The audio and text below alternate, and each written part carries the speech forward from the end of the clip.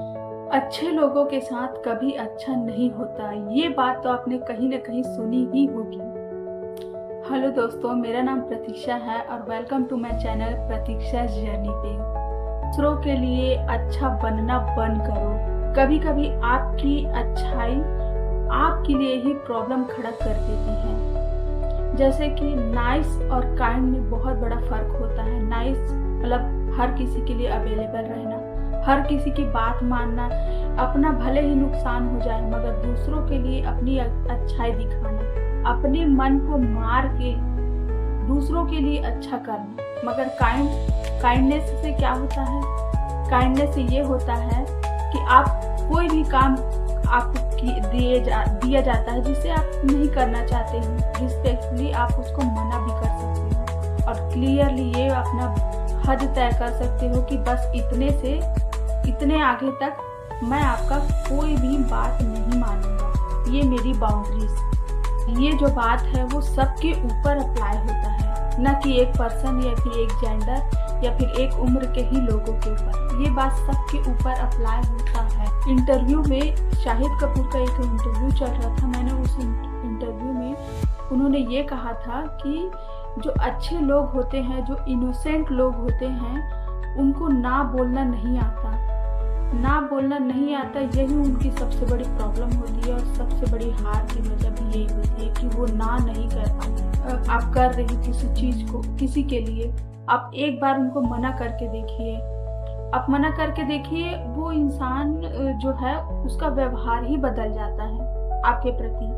कि मैंने एक चीज मांगी या फिर मैंने एक चीज करने को कही, मैंने ये किया, मैंने वो किया, मगर उसने मना कर दिया। मगर ये वो इंसान नहीं देखता कि इतने सालों से वो इंसान मेरे लिए करता आ रहा है। जब भी उसकी जरूरत पड़ी तब वो मेरे साथ खड़ा था। मैं अपना एक पर्सनल मोमेंट बताती हूँ आपको मेरी ही जिंदगी से कि आफ्टर कोविड मैंने देखी ये बात कि मैं बहुत कम लोगों से मिल रही हूँ, बहुत कम ही इनविटेशन में हो, चाहे कोई पर्सनल गैदरिंग में हो, जाना थोड़ा सा अवॉइड करती हूँ उस चीज़ों को लेके। क्योंकि मैंने देखा है कि आप जब लोगों के लिए अवेलेबल हो जाते हो कि किसी इनविटेशन में जाना है यानी कि जाना है, क्योंकि अगर हम उनके घर नहीं जाएंगे तो वो हमारे घर नहीं आएंगे। ऑब्वियसली बात तो वही होती है ना। तो मैंने जाना बंद कर दिया। पर मैंने ये देखा कि जब किसी इनविटेशन में जाना बंद कर देते हैं, किसी सोशल गैदरिंग में जाना बंद कर देते हैं, किसी से पर्सनली थोड़ा सा मिलना अवॉइड करते हैं, तो लोग समझते हैं कि हम घमंडी हैं, हमें किसी की परवाह ही नहीं है, कहीं आना है जाना है, किसी की परवाह ही नहीं है। मगर आप ये सोच के देखिए कि आप कहीं पे जा रहे हो मगर आपके जाने के बाद भी लोग आपको अवॉइड कर रहे हैं, आपकी बातों का कोई वैल्यू ही नहीं समझते हैं। लोग आपको एकदम अलग थलग छोड़ देते हैं। मगर जब वहाँ से आप जाते हैं तो लोग आपके बारे में गॉसिप करते हैं, आपकी बुराई करते हैं उसी पॉइंट पे। सोचिए तो आपका मन करेगा क्या यहाँ जाने के लिए या फिर ऐसी जगह जाने के लिए जब आप जाने के बाद आपके लोग पीछे आपकी बुराई करते हैं, आपके फिजिकल फीचर को लेके बात करेंगे, आपके करियर को लेके बात करेंगे, आपके पैसों के फाइनेंशियल स्टेटस को लेके बात करेंगे। तो आपको क्या लगता है जाना लोग पसंद करेंगे क्या ऐसी जगह? नहीं करेंगे।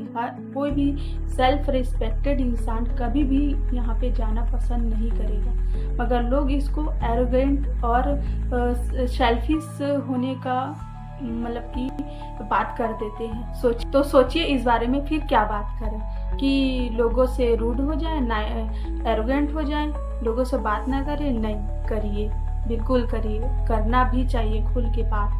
क्योंकि आप रिस्पेक्टफुली आप लोगों से ये बोल सकते हैं कि भाई मैं इतना ही करूँगा।